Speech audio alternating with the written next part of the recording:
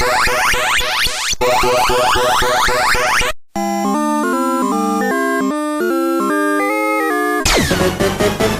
go!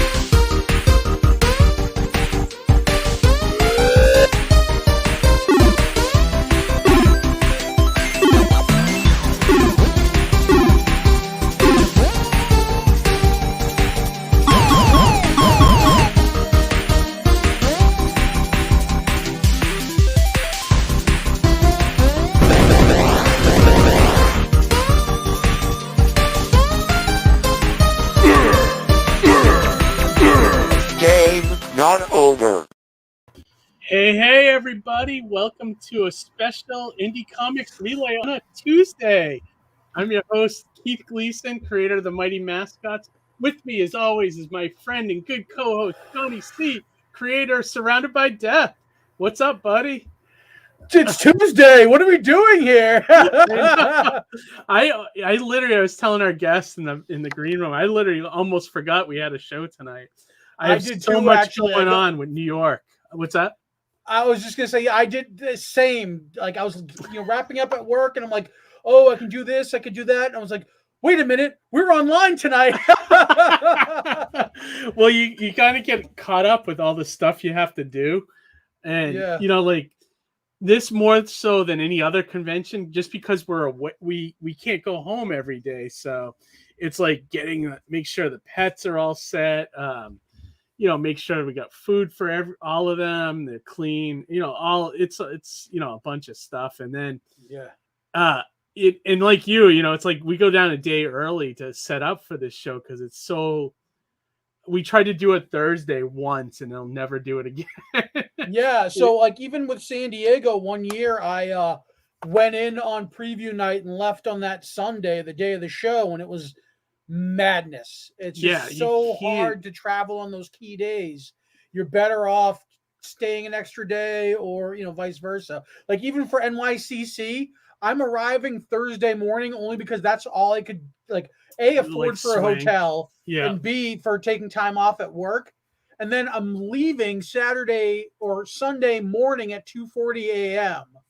Oh, really? So I'm not even. Yeah, I'm gonna try to get out before all the madness. Even. Really? Wow. Okay. Yeah, we're still trying to plan what to do on Sunday. I guess it depends on the days of sales because there have been years where we take off on a Saturday night after the show because we do really well, and we didn't want to deal with Sunday. But we'll see how this goes because I think I told you when you try to get out, NYC's they get that place locked down on a Sunday. Oh, craziness. From 3 on, all the barriers come up, and it's becomes trying to, becomes like lockup, with Stallone or something. Yeah, and I feel like they're gonna meter things out like steps to prevent clustering because of COVID. Yeah. So I don't want to get stuck in New York on the way out the door. I'm gonna get out as Saturday night, my suitcase is coming with me. I picture it's going to be like that movie Outbreak, everybody's coming in, they're going to be scanners and, people walking around and aim As soon as you see the hazmat suits, I'm out. I'm out. I'm really curious on what it'll be like when we get there this year, especially setup. I gotta say, every time we've gone down, it's been a different set of rules for setup on the Wednesday, coming in and checking in, and I know COVID's just gonna make that worse. So it's don't even know what we're in store for tomorrow. So I'm trying not to let my anxiety get to me, but it gets you get just got to go with the because flow. A lot of that anxiety is probably rooted in the travel process and like that's the setup whole process and all that. Yeah, you get there and it's like New York, and it's like literally cars everywhere, and it's like you can't. You know what I mean? It's like you feel like claustrophobic in a lot of ways, and it's a little bit. If you can leave New York without getting clipped by a car, you made it. Yeah, right. Yeah, exactly. That's totally true.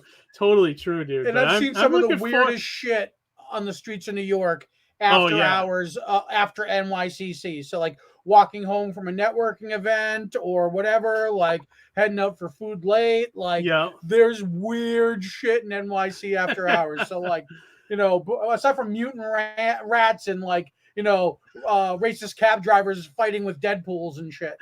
Yeah. Well, the thing I was going to say, like, I always have a good time in New York.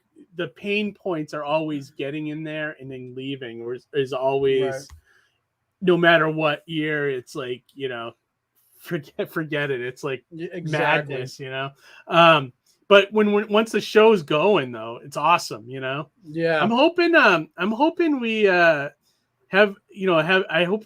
hoping I have a little bit of time to come visit and stuff, because normally the shows are freaking crazy there, Yeah. And like I don't leave the booth all day, all weekend, really, So the only benefit in your regard, and I think Amy's mentioned it before, is that Artist Alley is open a little bit later than the show. Yeah, floor. So we'll come down and see you guys once that happens. By. Yeah, come swing on by. I know you're gonna be there with Jeff at that table. Yep. I found out Joe St. Pierre's got a table. He's gonna be in Artist Alley. In Artist Alley? Yeah, I haven't seen Joe at New York ever, so I'll have to go see him. Of course, Joe Caramagna, I think, is going to be there like always. I haven't seen Joe Caramagna in such a long time. It would be great to see that fellow. Ask him how many donuts he's eaten. I don't know if you follow him on Facebook. I caught a glimpse of some Krispy Kreme thing he's doing. I need to get the full story from him. Yeah, he's promoting like vaccination, because if you go to Krispy Kreme and show your ID, you can get a free donut, and he's up to like 130 something donuts. Like he goes every day and gets a donut. Yeah, that's like a Roger Morocco move. I love that move. I love that. That's a great move.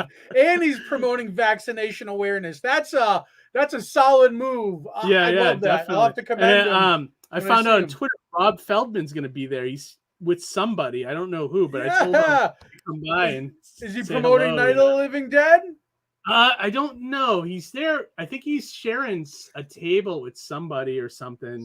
I don't know if he's going to be there a whole weekend or not, but I told him to come by, check it out. And, or if we'll try to come by and see him, one way or the other. Yeah. But I think the one of the major, I heard there's a lot of people that didn't go to the show this year, like Funko, and I don't know if is Marvel going to be there? Did you hear? So that's the big thing that I've been searching for today, is because I looked at the map, and usually the map has logos of all the major people that are there. And normally where the footprint, where the Marvel booth would be, is not there.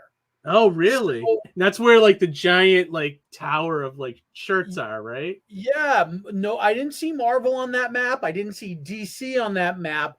I did a quick search for IDW and didn't see them either. Really? So I was really shocked to see these major companies pulled out. Now, it makes me wonder, considering that the health and safety rules are that you have to be vaccinated or have the negative test. I wonder if that deterred a lot of people or even prevented people from being able to go. For example, I was at a concert over the weekend. It was Sam Black Church. It was a Boston Rocks for Julie Duffy. It was a benefit show. And one of the bands actually had to pull out because one of the members wasn't vaccinated. And he couldn't get a test. And it was just one of those things. Or no, he caught COVID or something like that. Something to that extent. And they had to swap somebody in. New York is only like, they're requiring masks and like a proof of vaccination, right? You don't have to do the testing. Yeah. Oh, if you got the proof of vaccination, and I recommend, and you recommended it to me, the Clear Pass app. Yeah, it's the same Clear that works for airports. That's going to the show. I think even they do it for people that are attending, right? Like as a con goer. Yeah, if anybody's out there that's watching that, I recommend doing that because it's going to get you in the door quicker. Yeah, and I don't want to bring my card anywhere because I know I'm going to need a booster, and I don't want, God forbid, I lose it.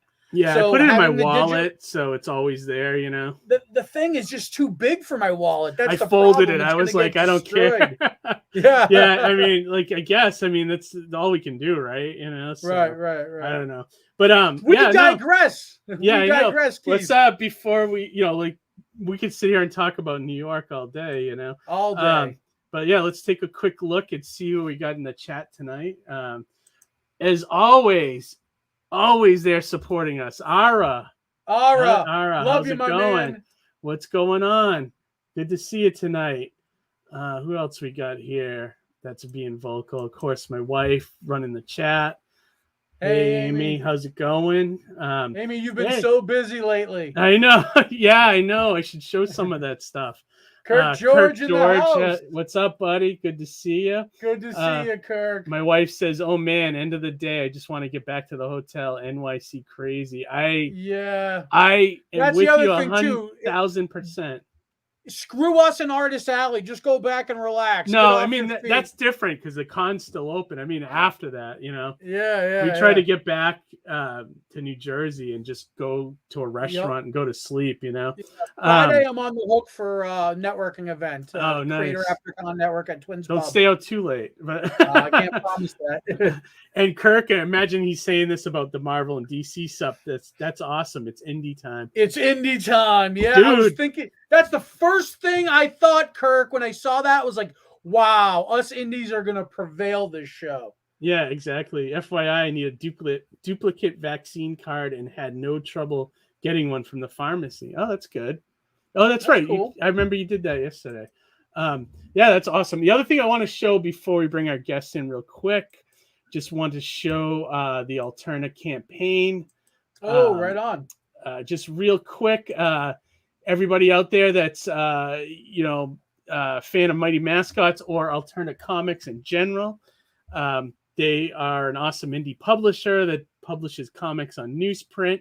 So they give you high-end, real good storytelling at affordable prices. They're doing the fall pre-order campaign on Indiegogo. The plan is to do pre-order campaigns every season now. So this is the first of the many. Nice. The great thing about this, I mean, these are all the books you can get: Wolf and Batsy, T-Bird and Throttle, Baron, Mr. Crip and Baron Rat, Downcast, Tinseltown, Wolf and Batsy #2, Blood Realm Giant, Mighty Mascots #4. Woo! Red Koi, and it came out on a Wednesday. So these are the books. And I mean, this is the way they're gonna do. This is like ordering from Diamond Comics, but not giving money to Diamond Comics. That's exactly what this campaign is. It's all the money is going to us creators. So if you missed out on Mighty Mascots #4 in my campaign, this is your chance to get it. Or, you'd have to wait till it ends up on the Alterna site, which will probably be in a couple more months. But yeah, they have a featured campaign where you can get a collector case and all the issues for $50, which is pretty awesome. And the other cool thing about these campaigns, if you back them, each campaign is going to have a trading card, a collectible trading card. So the first one will be in this set right now too. Yeah, right. And what he's going to do is each campaign will have the next card. So he's going to number them. So this first one, you get the first one. So you basically build a whole collection with just, different things, which is great, and all our characters are going to be, here's one of them right now for Red Koi. And he's doing, the thing I love about this, Johnny, is he's doing like the back stats, like the old Marvel Oh yeah, I love that. So like I guess like the whole thing is like you could take the cards and like, oh, I wonder what if Red Koi fought like Boxer Bear from Mighty Mascots, Yeah, how their stats, yeah, almost like playing Hero Clicks a little bit, a little bit, yeah, So and then if you only want certain books, you can buy one, for $2, and then just do add-ons on the ones you want. I was just thinking to myself, I got to get caught up with Tinseltown. I really loved that first That's a good volume. book. Yeah, Dave's awesome such a book. good dude. One of our earliest guests on this show. Yeah. Yeah, that was great. So yeah. So, take a look. I'm proud to be part of this company, and I think they're doing great things. And the campaign's on point to hit like 15 or 20 grand, which is amazing. Awesome. I'm glad that's going right back to the creators and not going through some filtered diamond process. Yes, it's going right back to you guys. Because you think about it, like, yeah, and Pete even told us on another live stream that whenever he had monthly books, like he had 5 books or so every month, for Diamond, and Diamond they'd get a purchase order for $5 grand. So, I mean, he's already up to 13. I mean, that's like almost triple what he was making at Diamond without having to give them any money, It's just like, absolutely. I mean, things are changing, man, It's just crazy. Yeah. All right, let me drop that off. Let's get our guest in here. Yeah, we digress. We're so bad with tangents. Yeah. Before I do that, just want to highlight some of the chat comments, and we'll bring Michael right in. Let me see. Hey, Corcher. Thanks for the info, Amy. Alterna is great. Love Mr. Crip, Mighty Mascots, Tinseltown. All of them. Yeah. No, definitely. Ara's saying this is such a great campaign. Can't agree more. Let's see. Tinseltown is great. I miss the cons. Well, I hope to see you again, man. Me and Johnny will be at a few more before the end of the year. All right, yeah, that's it. So tonight's guest, I'm looking forward to getting to know a little bit. He's a guy that reached out to me a while ago. He's doing like a little campaign to, I think, sell some of his stock of books that he has. So he's doing like a mini campaign to cool. So let's bring him on. Without further ado, tonight's guest is Michael Gonzalez. Hey, What's Michael. Up, fellas? Thanks for joining us, man. Sorry for our long-winded. Me and Johnny, won't shut up. He just keeps talking. We got diarrhea of the mouth here, How you been, man? Not good. So, but hopefully today will be the start of a new day. So. Okay. Well, yeah. Hopefully we can lift your spirits here. One of the things we always ask our first time guests.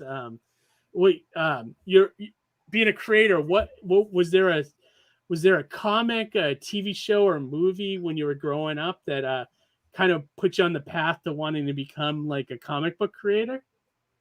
I don't think there was any one specific one.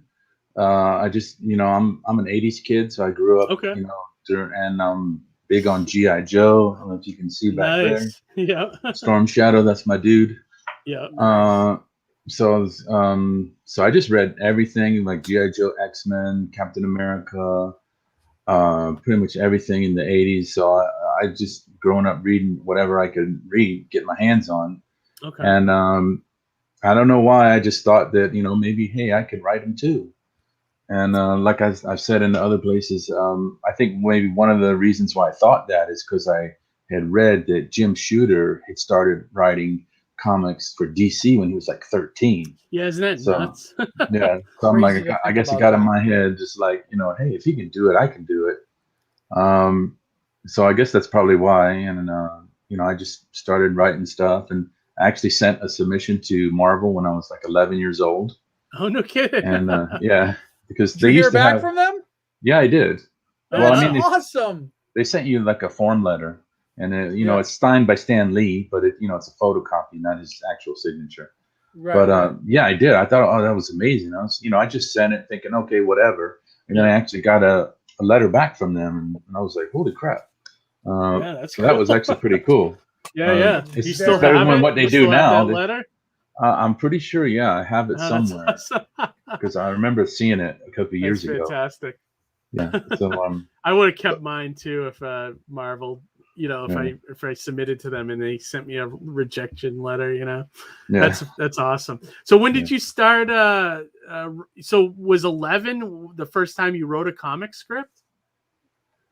Well, I didn't write an actual script. I mean, Oh, because okay. what they had at the time was, I think, it was that Marvel tryout book that they had like in the mid Yep. Oh, 80s. right. And I think as part of that, what they did is if you want to be a writer, they said you can send what they called springboards.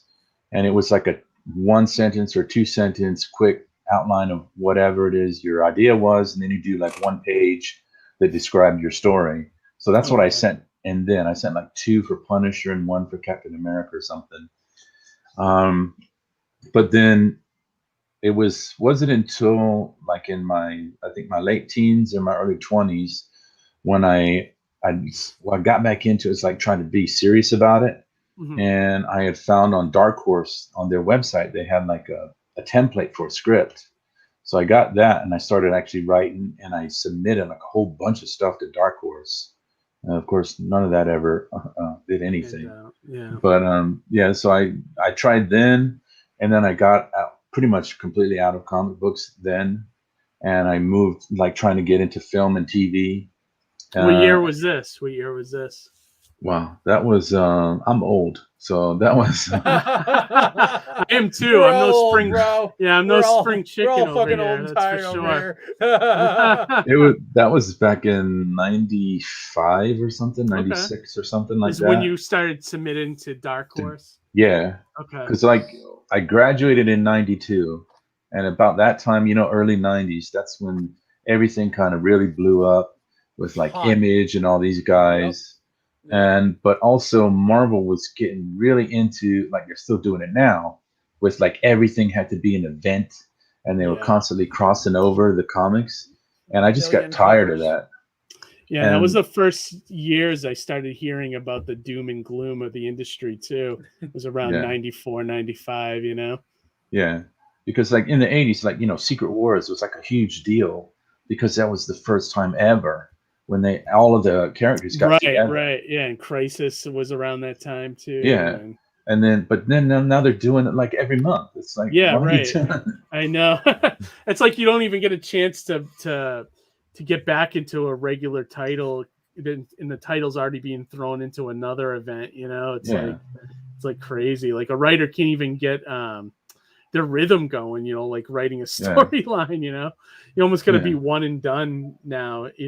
So unless you're Hickman, they'll give Hickman whatever he wants, and they'll leave him alone. Yeah, you're on that caliber. But so, and then so you started going into film and TV. Did you? Well, after headway there? Not much. Okay. I had a few things. Like I had a script that got to Jennifer Lopez. Oh wow! Cool. This is before she was like really, really big. This is when she was Jenny from the Block. Yeah.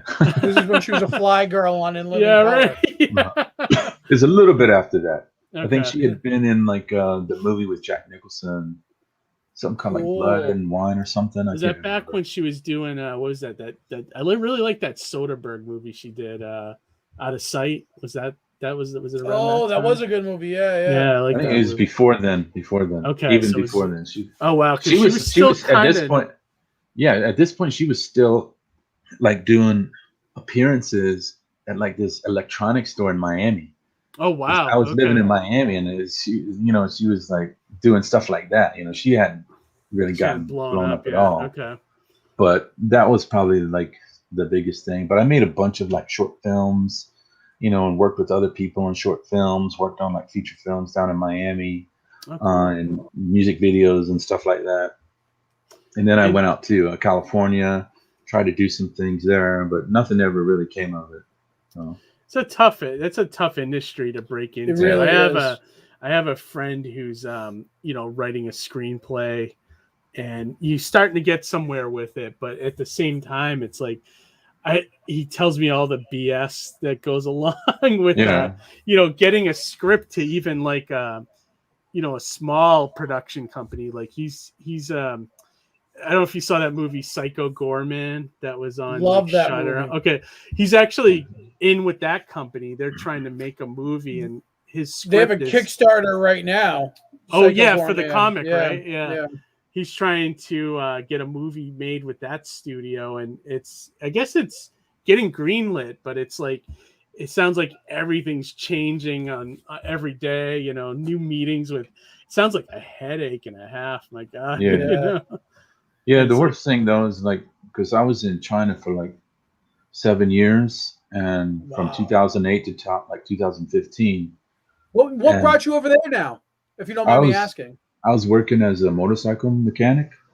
That's cool. what I do professionally. Well, I used to. I've been unemployed for a year, but so I do power sports like motorcycles, ATVs, watercraft, all that kind of stuff. Oh, very cool. And I'd always had an interest in Eastern culture and specifically Japanese. Mm-hmm. But when I tried to see if I could get there, nothing was really, it wasn't going to happen. So I looked other places and I found a job offer in Hong Kong for a racing team. Oh, and I went there and I had every intention of staying there for the rest of my life. But I met a girl there. We got married, had a daughter, and then eventually we figured, well, the best thing for her is we need to come back to the States. So, but when I was there, I had given up writing totally for like 10 years. But I always keep having like, ideas and things, always keep, knocking on my brain and stuff. So, and I had met a guy who was a writer there. I was working on his bike, and he turns out he was working in the film industry in China. And I had this script for a long time that I had written with Chow Yun-fat in mind. Okay. And so I thought maybe if I just finish it, maybe this guy could somehow get it to him and just see what happens. So I tried writing stuff, and that's how I kind of stepped back into it. And then I found out more, like you could do digital stuff with Comixology and all this kind of thing. You could write it, you can make a comic and put it out there, and it doesn't really, you don't have to put the money up for printing. You can just put it on the internet. And so that's when I, thought, well, maybe let me give me this one more shot, go into comics, because it doesn't really cost that much money. Not as much money as making a film. Oh, yeah, definitely. It costs money, but it's achievable money. Like it's, right. Like whether you get it through crowdfunding or if you just, like with me, like for the longest time, I would, I don't have a lot of vices like drinking or anything like that. But like when I would get paid from my paycheck, I would take, $100 or $200, and that would go towards my comic. Like I would pay for 2 pages or something, That's how I funded a lot of my books for a long time. But like, yeah, no, it's definitely more than a film. I mean, buying film alone is like what like $5,000 or more. Yeah, it's like crazy money. And like even just renting a camera or something. Yeah, right. And like just using it for a weekend, and then like the amount of people you need to make a movie come together. And that's the biggest thing, is that there's never enough hands on a movie set when you're working on like a real shoestring budget. And I learned that the hard way working on Vibration like 3 or 4 years ago or whatever. And it's tough. It's a tough thing to pull together. It's heartbreaking if you don't have the skin for it, and it definitely pushed a lot of people to comics. That's for sure. We've even had it happen on the show. George O'Connor, I think, too, right? I mean, it's physical work. It's like, I mean, those are in those lights, and that's an endurance test. And also, like, it's equal, Johnny, almost to working a con for 10 hours.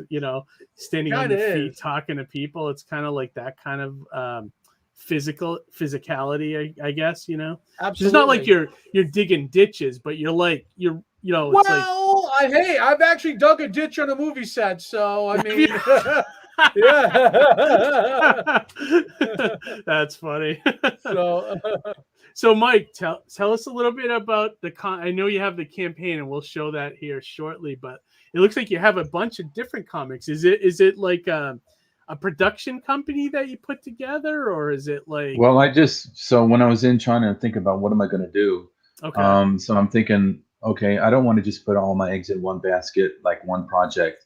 and say, like, okay, what if people don't connect with this? Then I spent a whole bunch of money and wasted it.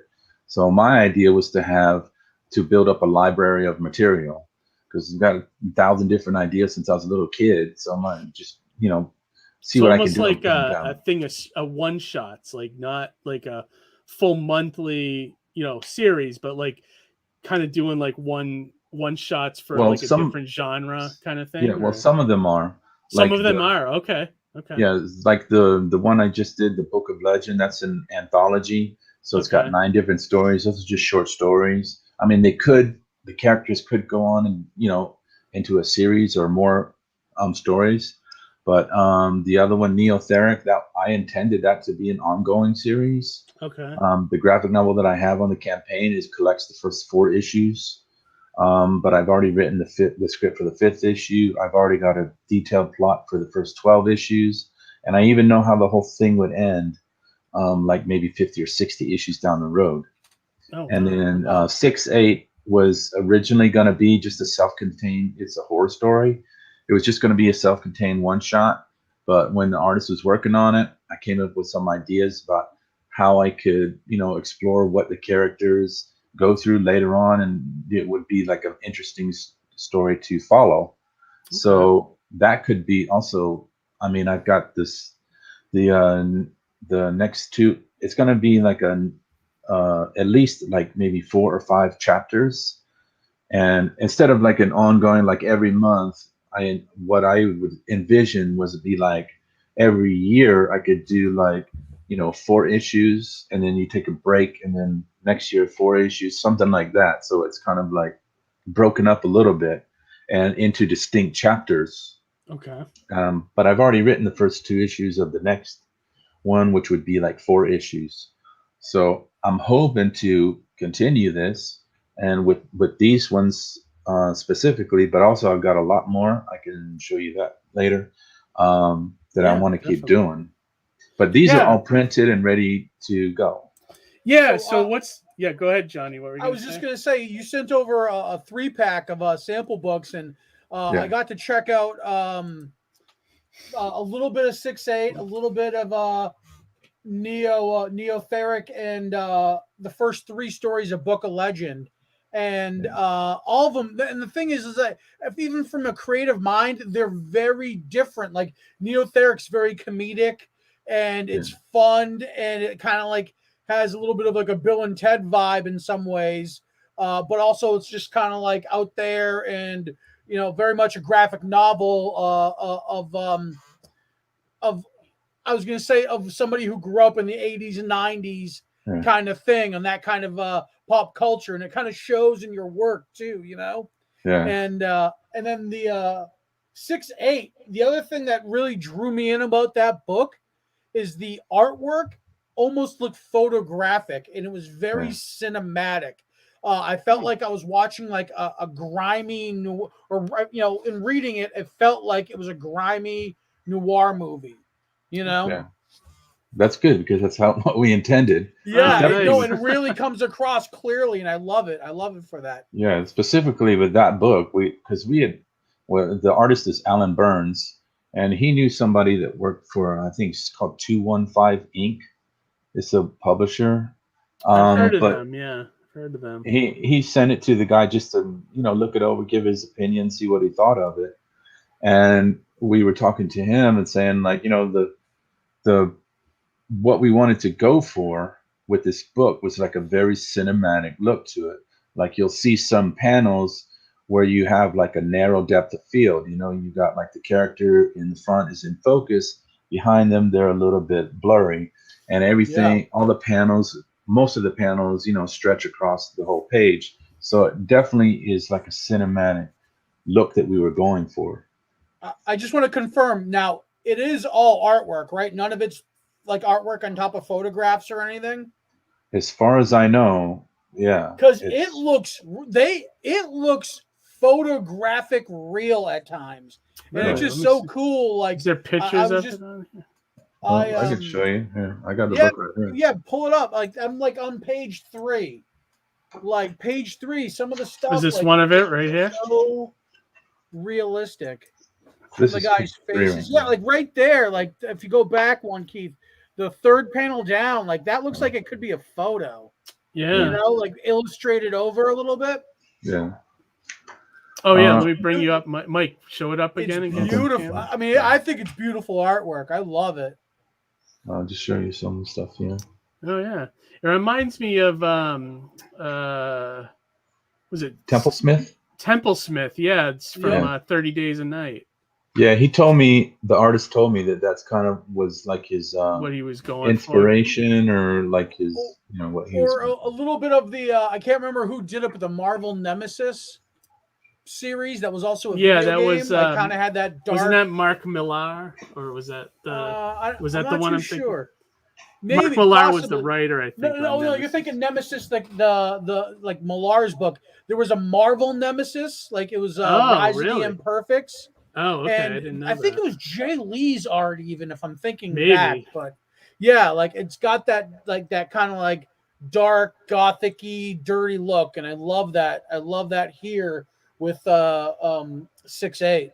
The artwork on all these books is pretty solid. Are these all artists that you've worked with for a while, or just new guys? Well, getting an artist is I know it's not easy. It's it's not. Yeah, there's a lot that goes into finding somebody you can connect with. Yeah, to be that creative and open, you know. Yeah, it's hard finding professional people. I mean, I'm sure not just artists, but everybody. You know, it's a lot of people who tell you they'll do something, but then they don't do it. Yeah, it's hard because sometimes they're not motivated by money either. You know. Yeah. But like for example, Neotheric, the first 2 issues basically were done by Dave Mims. If anybody's familiar, he did Scrimshaw for Alterna. Oh, okay. Yep. Yeah, and but then he basically ghosted me. He just left, and I never heard from him again. Like halfway through, so then I had to find another artist, and I found Andre Portilla, and obviously his style is very different. The 2 styles are extremely different.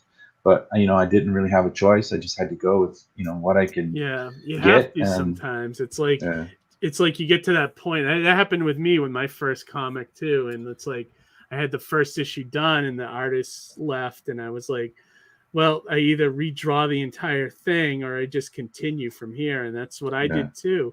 Found a guy that was kind of close, but even Walking Dead had to do it. You know what I mean? Yeah, right. Yeah. So it happens. What's the premise on all these books, on all 3 of these books? Like, what's Neotheric about? Basically, Neotheric is the plot is that dinosaurs did not go extinct. They're used by these alien slave masters at the behest of this godlike person out in space, and they are basically biological terraformers. They go from planet to planet, changing the planet into atmosphere that'll help life to grow. And it's basically a herd. It's kind of like Noah's Ark. They're taking these animals from the dinosaurs from planet to planet, and so this millions of years, and they've evolved, and some of these dinosaurs, a small group, decides that they want to be free, and so they're intelligent, but they're much smaller now. Like the T-Rex is not 18 feet tall; he's like 9 feet tall. And so they get together, a small group of them, and they try to escape the aliens, and they go back to a planet that they used to have as a homeworld, and it's Earth, but they don't know that it's occupied now by high order species, humans. So basically, the first 4 issues is like the 12 hours after they crash on Earth and all of the chaos that happens. And you've got like, so the aliens try to, retrieve them. Then the National Guard shows up, and there's like a shadow government agent called the National Police Task Force that's also with them. And so there's a big whole fight. And that's basically all the chaos that happens in the first like 12 hours. And again, so it's just the start of the series. Hopefully we can keep going with it, because I got a lot of ideas and plans for it. But it's basically just like, since I figured I'm going to self-publish this, I'm going to do like every crazy thing I can think of. There's like no filter. Yeah, why not? There's no I'm just- budget to comics, yeah. as far as like what you can put on the page. Tate says that's an awesome concept. So Tate's Tate's liking that one. What about 6-8? What's that one about? Okay, so 6-8 is it's a supernatural horror story. So it starts off as just like this random act of violence that turns into this supernatural horror story. There's a little twist at the end. It's a non-linear story, so the scenes are not in order, and there's a reason for that. I'm not going to tell you why. You have to read it and see for yourself, see if you can figure it out. But it's kind of like The Crow meets Twin Peaks. Okay. So it's like Vengeance from Beyond the Grave, that part from The Crow. But there's also, it's more about like the mood, the atmosphere, creating that kind of atmosphere that's sort of like from Twin Peaks, if people are familiar with that. Yeah, I was gonna say 7 as well. I get like a little bit of like a 7 kind of vibe, like noir, dark thriller kind of thing. Yeah. Kirk George says aliens and dinosaurs. Love the concept. How did you come up with the concept? Where did the idea come from? It came from the idea of thinking like, okay, if human beings now had to live by the rules of the animal kingdom, because like humans are technically in the animal kingdom, but when you go to Walmart, you don't have to worry about some other animal coming snatching you and eating you. But in the animal kingdom, they do. It's like every moment of their life is about just eating and surviving. And so I was just thinking of, like society, a lot of times. Do it. Yeah. It's cool. Now it's like very kind of like soft and people don't have to struggle that much. But so what if you forced people back into that situation? And then I thought, well, with, the animal, what is the most ferocious kind of animal that you could think of? And it'd be like freaking dinosaurs. Because I also grew up loving dinosaurs and stuff. So that's kind of the genesis of it. Just kind of thinking about that idea, and basically the dinosaurs being reintroduced in modern society and all of the chaos that would happen from that. Yeah, I like that. Yeah, that's cool. Awesome. And I know it's a little bit of a humorous book too, which I kind of like. Yeah. It's a nice blend of like all those different things. Yeah, it's kind of like I'm going for like absurd humor, but to me, there's nothing more absurd than real life. Right. And if you think about everything that's going on now, and you would think, oh, if you put that into a movie or something, so that's completely absurd. And yet here we are. So when I was thinking about this, if I'm going to have dinosaurs being dinosaurs, then, I'm just going to go turn this all the way up to 11. Absolutely. Yeah. Kirk George says, love it. And Harry says, ever watch Manimal? Sorry, tuned in late. I watched Manimal. Right. Didn't he just change into 2 things? It was like the tiger, the panther, and was it a raven or something? Eagle right? Or something like that? Yeah, it was something like that. Yeah. Well, the best was a guy that turned into a car. Oh yeah, remember that? Turbo Teen. Yeah, jacked my shit up. there was Automan too. That was Automan, a Tron ripoff. Yeah, that was great stuff. But anyways, we love tangents. So Book sorry of Legend too is I loved the first 3 stories in that. As far as I got, yeah, it looks like is it a superhero anthology? Basically it's it's sort of sci-fi superheroes. Pretty much amalgam of everything. What happened was like you guys were talking about Mark Millar a little while ago. Like I found Mark Millar's website, and he had a really good forum on there, writers forum, and people would go into there and I remember that actually. Writers prompts and stuff, and you would do like short stories. So I got really into the idea of honing the craft of writing by doing short stories. Because it's not easy to tell a compelling story in just a few pages. It's a real challenge. It is. It is challenging. So, doing shorts is really hard. Yeah, so I just started doing that, and also because like Mark Millar, Alan Moore, all these British guys, they got started on 2000 AD with the little short stories they have in there called Future Shocks, Yeah, and they're that's like right. sci-fi stories with an ironic twist, and they're no more than 4 pages. So I figured, well, let me try this. So I came up with a bunch of short stories for them to submit to them, and then later. Oh, and I put all of those on Comixology as my own anthology, but they're all in black and white. And then later, I thought about doing a second anthology with short stories, but I wanted to focus more on the characters, like trying to create like unique characters, like you see on the cover. All those characters on the cover are from the next 5 stories in the back of the book, and so there's like everything. Like the guy in the front there, you see, he's kind of like a Sergeant Rock, sort of. His story takes place during the Korean War, but there's a mix of sci-fi because there's a rip in the time and space, and he goes over to a parallel Earth where there's like these different creatures. Instead of human beings, there's different creatures, but they have like the same basic technology. So like Cool. the world evolved kind of in the same way, but there's no humans. So he's kind of like in this war. He's in the middle of a war in the Korean War, but he's also fighting these creatures in a parallel universe. Oh, wow. Very cool. So that guy's there. Then the other guy, all the way in the back, is kind of like the original superheroes, Golden Age superheroes that obviously have like their roots in like Greek mythology.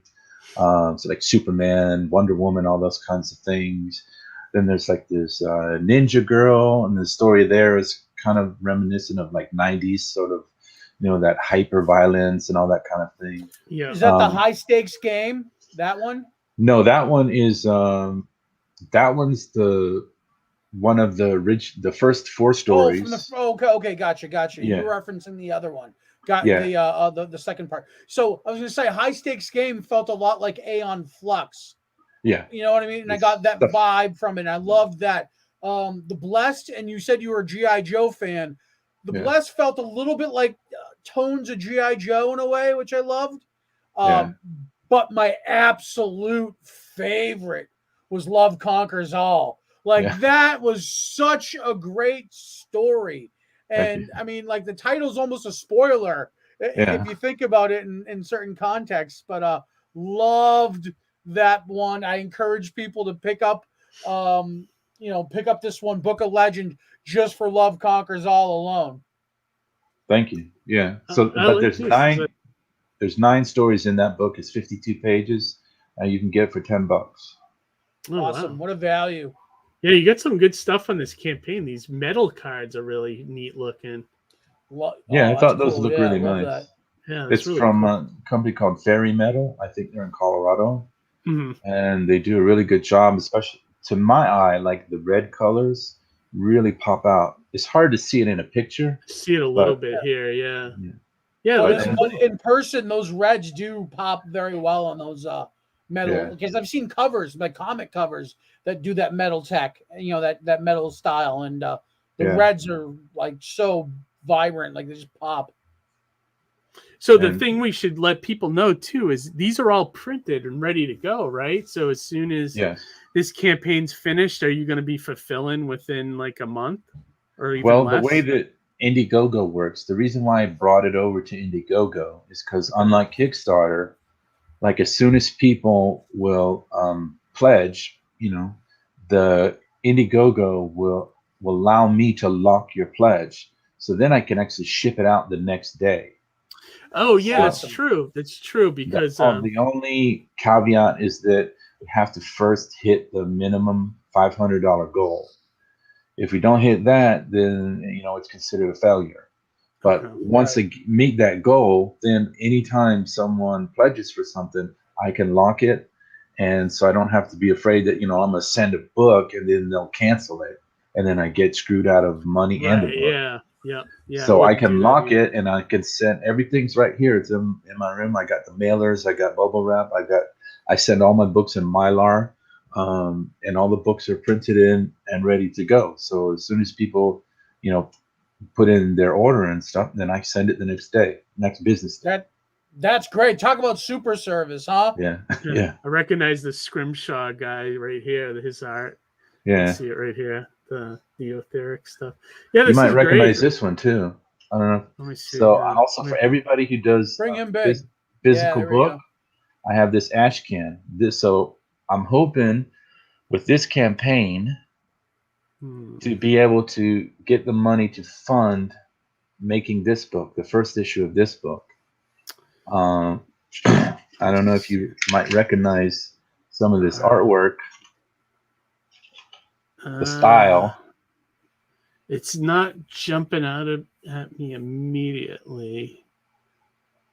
I don't know. I give up. It's kind of tough. This guy? No, put it. Let me see it again. It's Ian. Oh, snap. It is Ian. Look at that. Oh, wow. Look at that. Look at that snake in the grass. Look at him branching out. Look at that's awesome. That. He's done some other stuff too. Like he's an awesome artist. So I don't fault him for doing other books. He also did that Door Kickers that was on Indiegogo last year, which was about a bunch of military guys that also bring in like magicians when they go on missions, and they fight like supernatural kind of stuff. So that's awesome. Is that just an ash can that you did with Ian?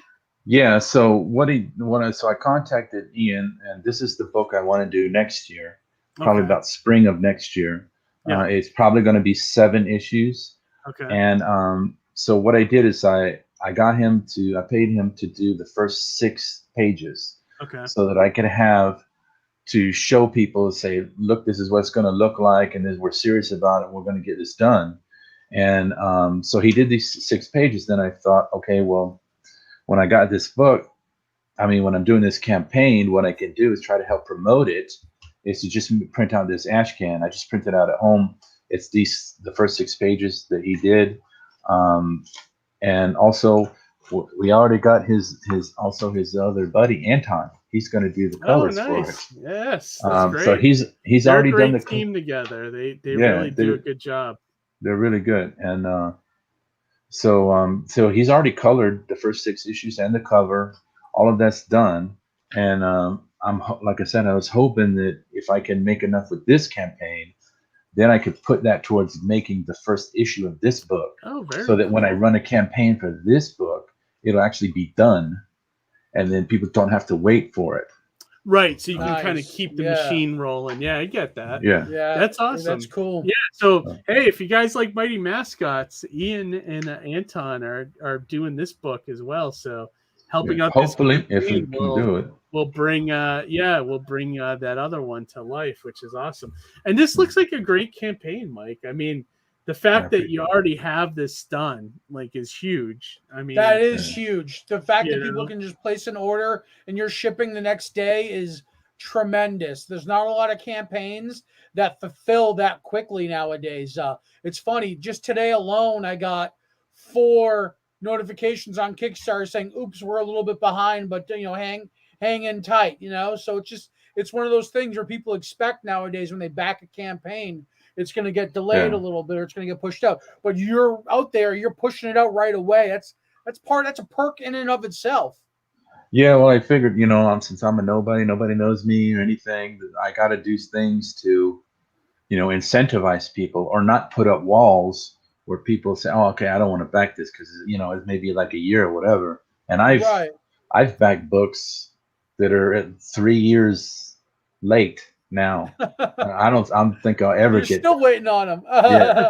So I put my money in, put my money where my mouth is, and I made these books, hoping to one day be able to at least, break even, recoup them, and build up a fan base, and then hopefully, just like you were saying, just get that machine going, keep it going, and keep it going. Quality, consistency. What's the lowest that Indiegogo will let you open a campaign. It's 500. It's That's 500 is the lowest, huh? Yeah. Because I was just say if you could have put it for like 100 or something, it would have been easy, and then you could have kept it open as like a web store. But 500 should be doable. Are you doing any other YouTube shows or? Yeah, I've been on quite a few already. So far, I haven't gotten really any, results from it. I've been like about 4 or 5 different shows already. How long is this open for? You got 11 days left. Okay. Yeah, until October 16th. So it's about a week and a half to go. A week and a half. Well, we'll surely blast it out on Twitter and all of our social media. And I active on just to help put the word out, because I mean, really think it's a fantastic book, and you've got some great stories here, and people really need to read Love Conquers All, as far as I'm concerned. Thanks. That's key for me. I really wish everybody could. If I could buy everybody a copy, I would. I'm surprised you didn't do a featured perk with all 3 issues. Well, I thought about that. There's a reason why I didn't do that, and now I'm drawing a blank. Well, do you have all 3 issues as add-ons on the? Yeah, so that's the way I've got it. That's the reason why it's called a la carte. Is so you can pick and choose what you want. It's like a buffet. You go in there and you say, okay, I want this, this, and this. So if you like horror comic, you can say, okay, I like this horror comic. Let me get this. 6-8. Yeah. And then you say, oh, but I also like this one of them, so let me get down. I don't necessarily want all 3, but maybe I just want this. And we've got other things too, like the metal cards and posters, and the posters by Rob Willis, by the way. I saw that. Rob Willis is a fantastic I think that was artist. I think he said that was the very first comic book related art that he's ever done. No kidding. Oh, wow. How long ago was that? Yeah, this is way back in 2018. Wow. This is before he's blowing up now. Like I see his stuff everywhere. Yeah. He's a good artist. Yeah, so if you get one book, everything is available as an add-on. So you can add on all the other books, all the other things, but everything's very limited. I only have about 50 copies of each book. Gotcha. And of the extra stuff, some I only have a handful. Some of the extra stuff. So I'm just trying to. I'll jump on here and grab one of these too. I'll try to help out the cause. I appreciate it. Yeah. And I just want to mention one other thing is so you see the T-shirt that I have is comic books for kids. Let me make you big here. There we go. Comic books for kids. Yeah. I don't know if you guys are aware. It's a charity that sends comic books and all kinds of stuff, like coloring books, Funko Pops, all kinds of stuff to kids that are in cancer centers or in hospitals. Really? Yeah, it's a really great charity. And you should send me that address, because I have a bunch of dinged and dented Mighty Mascots that I could send along to something like that, Yeah, it's just comicbooksforkids.org, or you could put CE4K. Write this down somewhere while we're talking, because I'm going to forget. But let me bring up my notepad. They also do for I would troops be interested as well. in just doing something like that, Yeah. Kind of give back a little bit. Interested in doing that for a long time, and I just found out. What's the website again? Comic books. Comic books for kids, or you can just put cb4k.org. I think it's .org. Okay. Yeah, I'll take a look. We'll have to put it in we'll have to put it in the comments or the description. Yeah, definitely. So that way people can hot link to it later. So people can just send them stuff, donate. You can donate books. You can donate money. You can buy a T-shirt from Russ, who's Russell, and he's I guess the official for T-shirts. There it is. And there's all kinds of things. You don't have to go through my campaign or anything. I'm just doing it as so what I'm doing is my daughter made her own little comic book. Yeah, I was going to ask you about that, because it looked like there's a guy that follows Sartana that has his son make comic books by the name of Dave, and I always like seeing that, because I think that's cool seeing the next. Let me make you big here. Yeah, it's cool seeing the next generation, finding that love of comics too. Yeah, she's pretty good. She has good panel layouts, and you can kind of tell what's happening, which is the sign of good storytelling, you know? Yeah. Something there. How old is she? She's 9 years old. 9 years old. That's impressive. Wow. And so what I'm doing in the campaign is I have them as a set. So you get the 2 books and you get these 2 like Pokemon style trading cards. Yeah, I saw that. So you guys designed cards too. Yeah, that's great. So, can you use them in the actual game? That's really cool. So because the concept is basically these 3 characters go around the world. There's like these mysterious objects all hidden around the world, and they can be used either for good or evil. And so they have to get the objects and secure them, put them in their little museum and stuff before the bad guy gets them. Or after he gets them, they have to take it away from him. So that's the basic concept. And so the cards, I figured, well, wouldn't it be cool if you had like a card that has that object that they're trying to get? You know, it adds like another layer of, you know, fun and all that kind of stuff to it. So, and even maybe in the future, it could have it as a game or something, like just like Pokemon. So what I'm doing is, so when anybody pledges for that set of books, I'm going to match it. So if you get the set, cool. I'll send a set to Comic Books for Kids. So like, we had 10, if we sold 10 sets in the campaign, I'll send 10 sets to the, to the kids. Okay. So I'm matching one for one. Cool.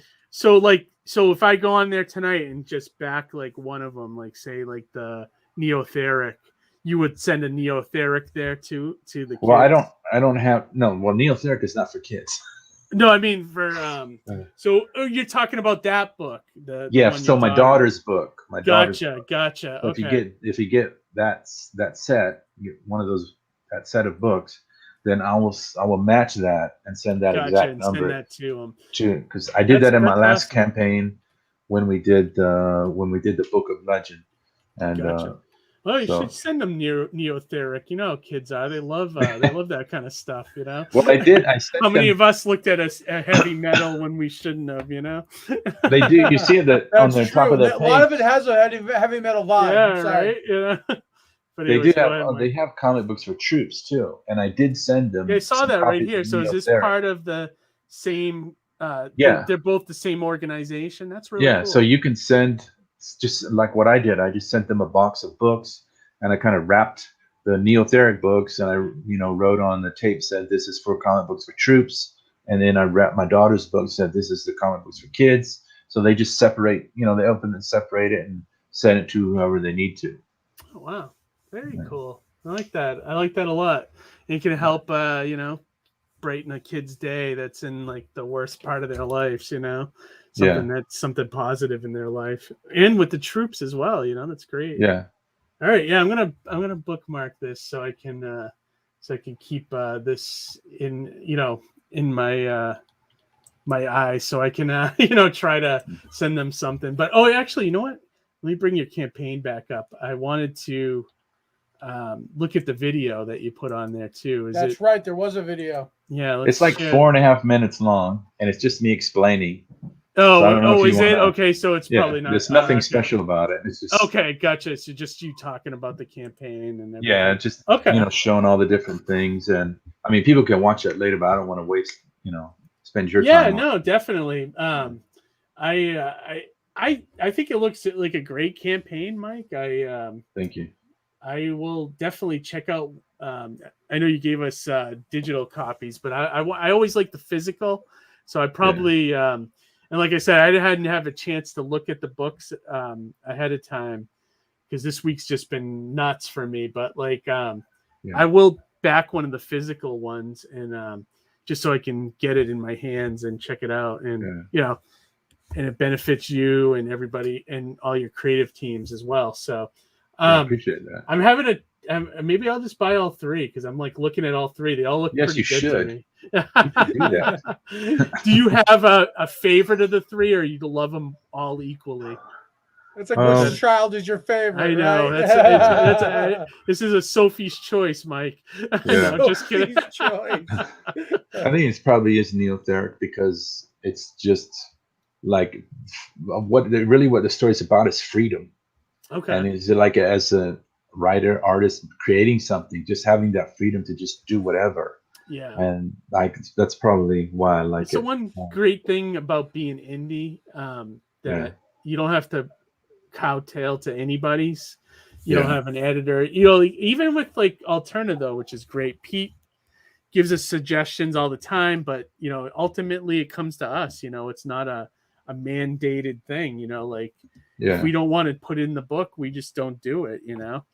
And that's such a great thing about being indie, I think. Whereas Marvel, DC, and all those guys, it's like, can you actually do what you want to do there? Unless you're a Jonathan Hickman. I was gonna say, if Marvel ever, I've always said, if Marvel ever came knocking, I'd have maybe 1-2 stories to tell, and that's it. And I don't even know. And if you just want to make your name and then get out of there. Yeah, no, that's that's the whole thing. Like, and look, that's what's happening now. People made their names at Marvel and DC, and now they're going back to being indie, and doing. Now they're going to Substack. Yeah, exactly. That's what's happening now. So it's a time for indies right now. So everybody, really check out this campaign. It looks great. The books look awesome. The art looks great. I can't see, and I can't see a reason not to back it. And if you back it, it brings them one step closer to putting another book with Ian and Anton doing the art out in the world, which is awesome. So can't believe I didn't notice it was Ian. I got a lot of cool art for that too. So, I mean, if people, it'd be really great if people support it, because that book's been in development now for like 6 years. It's been through all kinds. I'm looking at it right now on your campaign. Let me bring it up here again. But I love that it reminds me of, and I don't know if, do you remember like that anime Guyver? Reminds me of that a little bit, Guyver, doesn't it? Yeah, like it's got like that kind of like or like Ultraman or something like that. Is that is that a good you wrote it right here, Ultraman. I can see so that. Guyver for sure though. It screams Guyver. That's because that was a big thing for me, was the Japanese mecha stuff, like from the late 70s, early 80s, like I wrote up there on the the ash can. And so this is because the story takes place in the mid 80s, and this is the kind of story that I wanted to tell, is like this, in this sort of aesthetic, like he looks like a robot, like that kind of thing, but he's actually not a robot. So that's another big twist you'll see in the story. But I wanted to have that kind of look to it. Yeah, I love it. It's very cool. Yeah. Are you doing any? Do you do any conventions at all, Mike? Or are you just? Not yet. Not yet. Because of COVID and everything. But when I started to do this, get back into Cycle 6-8 was the first thing, and I was thinking, what am I going to do? That was the end goal, is I wanted to go to conventions and meet people, talk to people face to face, and see how it is. And it's like you build an audience. I recommend checking out like one day shows, like just going on Facebook and looking at the event page and in your town and just finding shows that might fit you. But it really is a good way to get other readers. I mean, like, and Johnny knows too, like not everybody's online, like as much as I try to keep my toe in both areas. I mean, it is hard to make money at conventions, but you can do it. And a lot of it's consistency and finding, shows that, cheap tables and low, travel costs, things like that. Shows where people will buy indie books. That's the key thing, right? Like there's you can go to like Fan Expo Boston and everybody's going to spend their money on autographs. But if you go to something more like Terrificon, as an indie creator, you have a better chance of making, some of your money back. Yeah. Yeah. Where do you live currently? I live in Asheville, North Carolina. North Carolina. Okay. Oh, nice. So they have Heroes. How far is Heroes? Heroes Con. That's the big indie show for that area. I think is that in Charlotte? It might be in Charlotte. I Yeah. think so. Yeah. Yeah. Well, I've taken my kids to a bunch of conventions. Like we used to live in Savannah. I Yeah. took them there. We've been one here in Asheville a few months ago, or last year, I think. And then we went just a couple weeks ago. There's a little town called Hickory. It's about like an hour away from here. We went there. And that's the thing. I'm like going to these conventions, kind of looking, seeing how other people do things. But I've never found any. It'd be great if like you guys do like a detail about the con experience, like we should. how you guys prepare for it, what it I'm costs. actually Specific show. Yeah, definitely. I'm actually gonna start like and this is when I have more time. Like right now, I have too many cons going on. Johnny knows.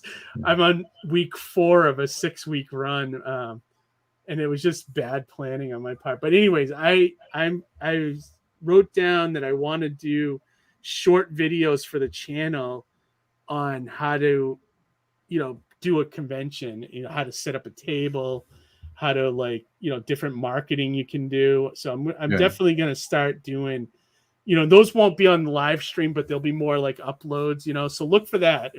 If I don't know if you subscribe to the channel or not, but I'll start doing those soon because I've been doing like lettering tutorials and like reviews. But I've watched those too. Oh, thanks. I appreciate that. And I think like something like that for conventions might be a little helpful for people. I've given Johnny some ideas over the years. I've taken ideas from Johnny too. Yeah, both. Yeah. It's like, and I've been doing cons for about 15 years now, and I still run into stuff that I like, and I try different things every few years. So it's always, it's always an evolving thing, so. Yeah, because I've looked, trying to find on YouTube, and most of the videos that you find are like people that are just do like arts and crafts sort of festivals and conventions, not really specifically for comic books. Comic-Cons, I'm definitely gonna set some. I'll start doing that. I want to show people what I do for a table, what you should have for conventions, stuff that makes you look more professional. The things you don't think about unless you see it in hindsight, it's like standing on your feet all day on concrete floors. Well, floor mats really go a long way, definitely. Just little things like that. You definitely have to invest in it a little bit to make it work. But I'm gonna do it. I'm gonna do a series of stuff like that. So look for that soon when I have more free time. Like after probably closer to November, I'm gonna start doing some of that stuff. So look for that on the channel. I think people will find that helpful too. Harry asked me if I'm gonna do some elapsed time setup videos. I maybe after I explain it though, like I would probably talk about why I do certain things, what works for me, things like that, and then the importance of having a revolving banner. Well, that's just all me with the marketing and trying to pop and stand out from people. But I'll show that too. But you don't need that. I mean, you just need to. Half of selling. I was teasing. I know. But half and Johnny knows this. Half of selling at conventions is you. And like how you react to people. But if you stack the cards against, your way, it'll be helpful, so. Yeah, absolutely. But what did you think about, because I've been thinking about this for a while, and I was thinking about if I take a little TV, I got this pedestal stand with a TV, and do you normally have like a place where you can plug in, where you got power? Because I was thinking if I have a TV... It depends where you go. Some conventions have a room that has that, and then other ones charge you for the electricity. So you would have to think about that. I've seen people use laptops with battery packs. Yeah, there's workarounds. You can buy, I'm looking at one of these right now myself, but it's a little pricey. But you can buy like power stations, portable little power, that lasts for like 8 to 10 hours. The stuff that people use for camping. You can plug a TV and you can plug all kinds of stuff in there. Your phone, you know what I mean. So it is doable. So I know was thinking if you have a TV, if you have a TV, then you don't have a static image. You could have, videos or, Yep. like rotate your images. Yeah, you have a trailer running the whole time. I see a lot of that at horror conventions. Like they'll set up a TV and they'll run like if it's an independent studio, they'll run their movie trailer the entire time, or interviews with the creators, things like that. You just want like quick, flashy like panels and things like that. I think would help. But yeah, no, definitely. I think that stuff. I think that would help you at convention because you don't see a lot of it, right, Johnny? I mean, you do see it, but it's not eye-catching things at the booth really pop out. I mean, I've walked by booths that have had hologram displays that look like Princess Leia in Star Wars popping up, and all it really is an LED on a fan spinning, presenting your images, and it's just it's mind-blowing how cool it looks, and it's it really stops people in their tracks.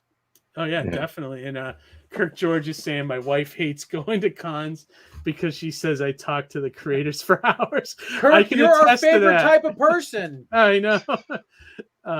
And then he's saying I think that would be a great series. It will help with others that want to start at cons. Yeah, I'm definitely going to do that. I'm actually thinking of Johnny. What do you think of this too? I was thinking about doing short videos of how to start a comic convention.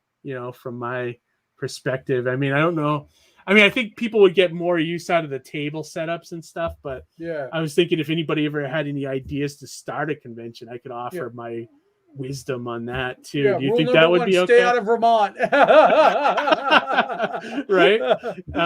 Harry said elapsed time videos followed by some Benny Hill like chase videos. Yeah, imagine that. That's funny.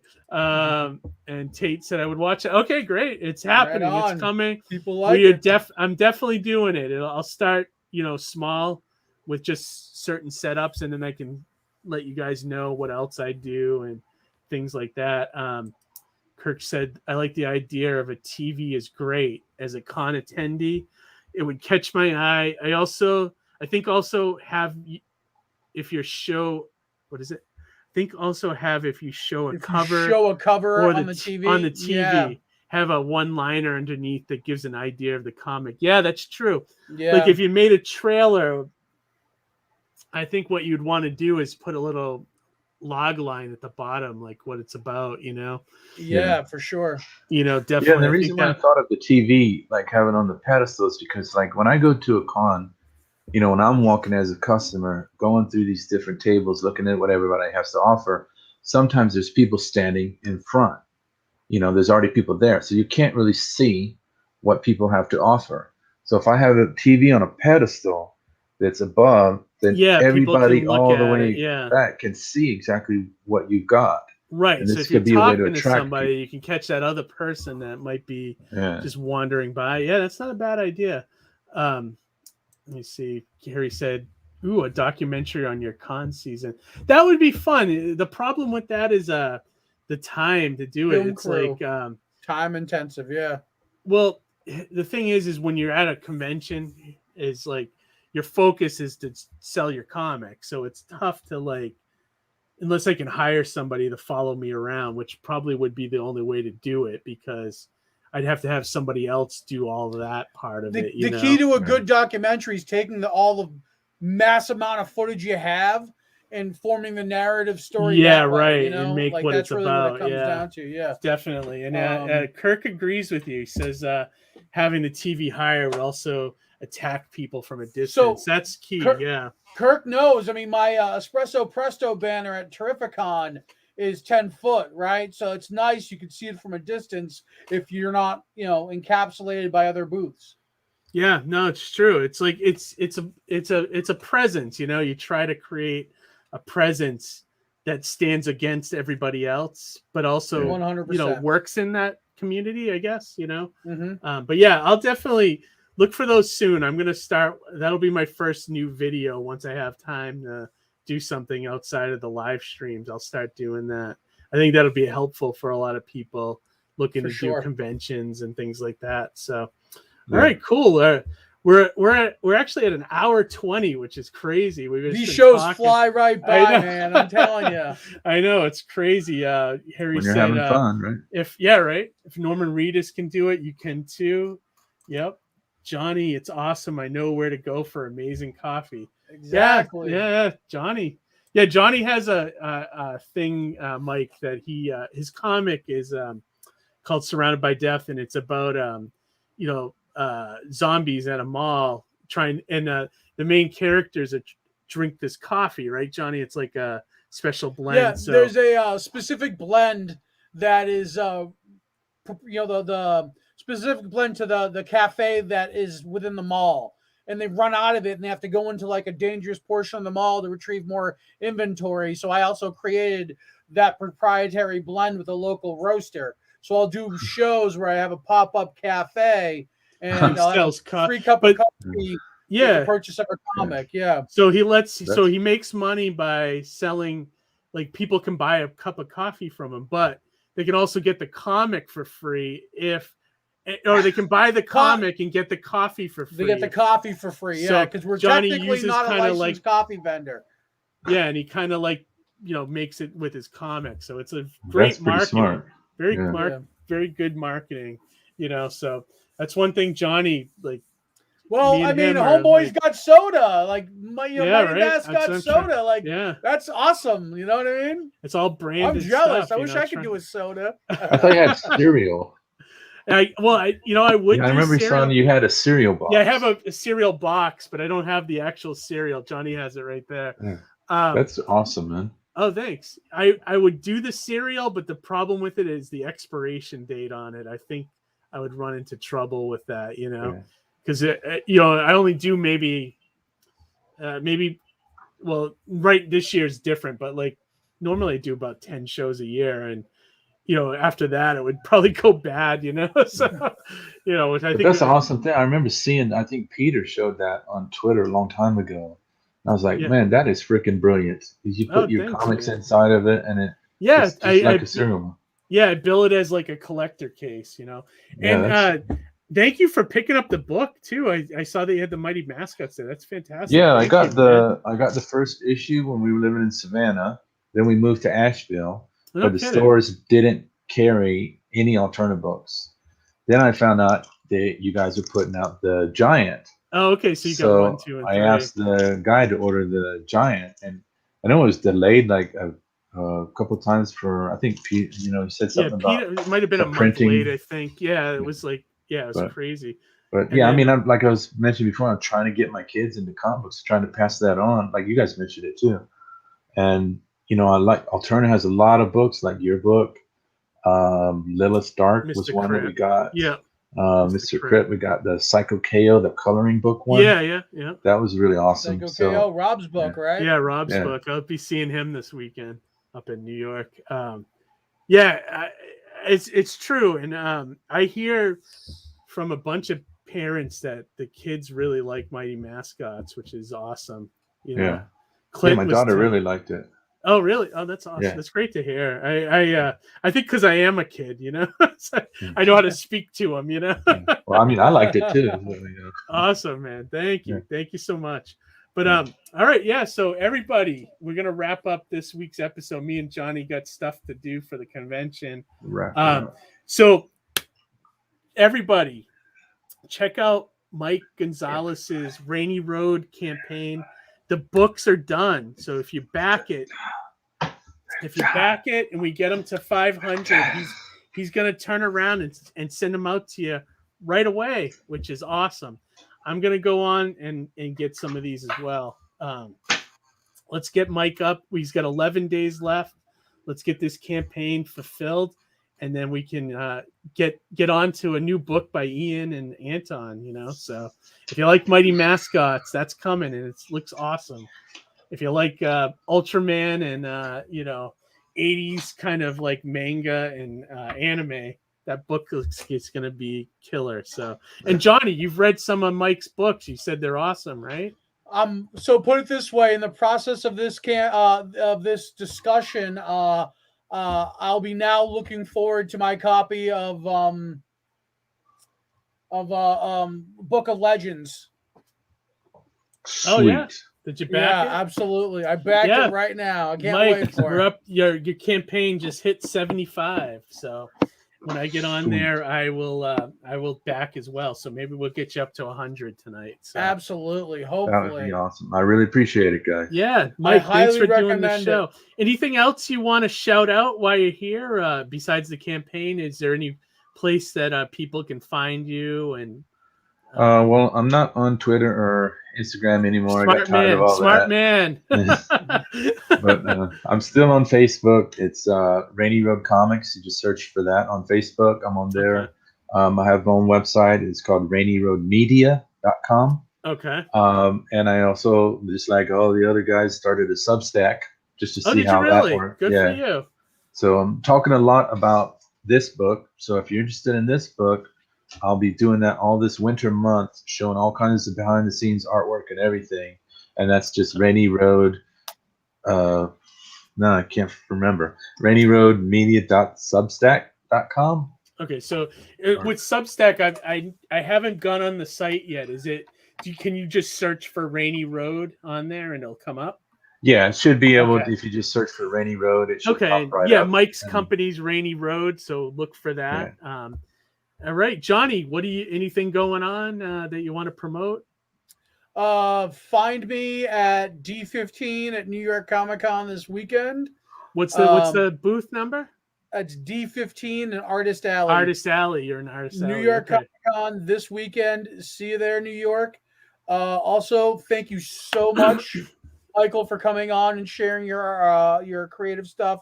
Greatly appreciate it. Everybody needs to go check out Rainy Road Comics, back the campaign, scoop a copy of whatever book fits your flavor, and everybody just be excellent to each other. Yeah, definitely. Awesome. Before I cap things off, Kirk said, thank you so much, Michael. Great to meet with you.